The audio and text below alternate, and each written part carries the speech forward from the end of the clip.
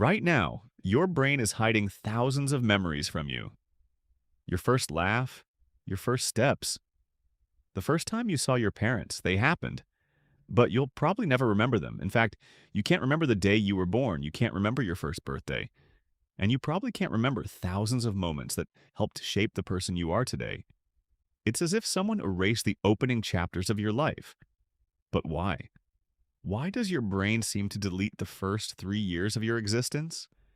And what if those lost memories are still influencing you today? Let's find out. Think about your earliest memory. Maybe it's a birthday party, a family trip, a favorite toy, or your first day at school. Now try going further back. Can you remember being 2 years old? Most people can't. 1 year old? Nothing. For almost everyone on Earth, the first few years of life are hidden behind a wall of darkness. Scientists call this phenomenon childhood amnesia. And despite experiencing it ourselves, most people never stop to ask why it happens. For a long time, researchers believed babies simply couldn't form memories. Problem solved, or so they thought. Then scientists discovered something that completely changed the story. Babies remember far more than anyone expected. Researchers began studying infant memory through a series of experiments. They showed babies toys, faces, sounds, and simple actions. Then they tested them days, weeks, and even months later. To everyone's surprise, the babies remembered. They recognized familiar faces, remembered voices, learned patterns, and expected certain events to happen.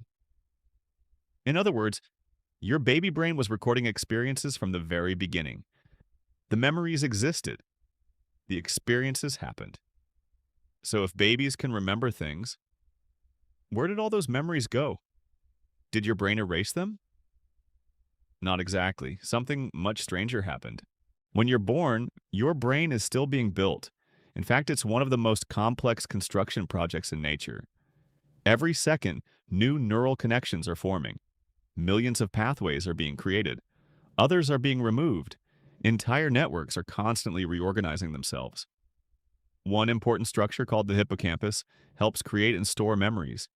But during your first years of life, the hippocampus is still developing. Imagine writing thousands of important notes inside a house while workers are constantly tearing down walls and rebuilding rooms. The notes exist, but later nobody knows where they were left. That's similar to what happens with many early memories. The experiences happened, the memories formed. But the brain's storage system kept changing while those memories were being saved. And there was another problem, a very important one. Think about your memories today. Most of them are connected to words. You can describe what happened, where you were, who was there, and how you felt. But babies don't have language yet.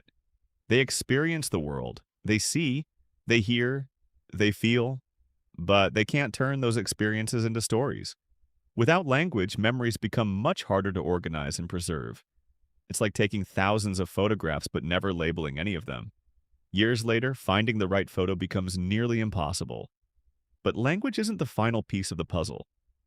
There's something even deeper. Your sense of self.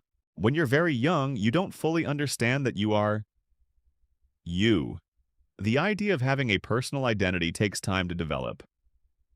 Scientists believe many memories depend on having a stable sense of self. A person who experiences an event and later remembers it. Before that identity exists, memories have nothing solid to attach themselves to. Over time, they become harder and harder to access. And here's the truly mind-blowing part.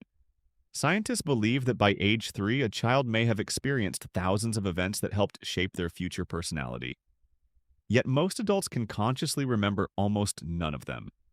Those memories may be inaccessible, but they are not meaningless. They helped shape your fears, your habits, your preferences, your emotional reactions. The experiences you can't remember may still influence decisions you make every single day.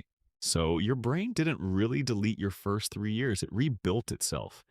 And in the process, those memories became part of who you are instead of something you can replay. The strange truth is that your first 3 years were never lost. They became you, your fears, your habits, your personality. The person watching this video right now was shaped by memories they'll never see again. And that's what makes the human brain so weird, because the world is weirder than you think.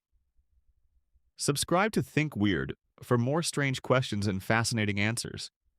And I'll see you in the next one.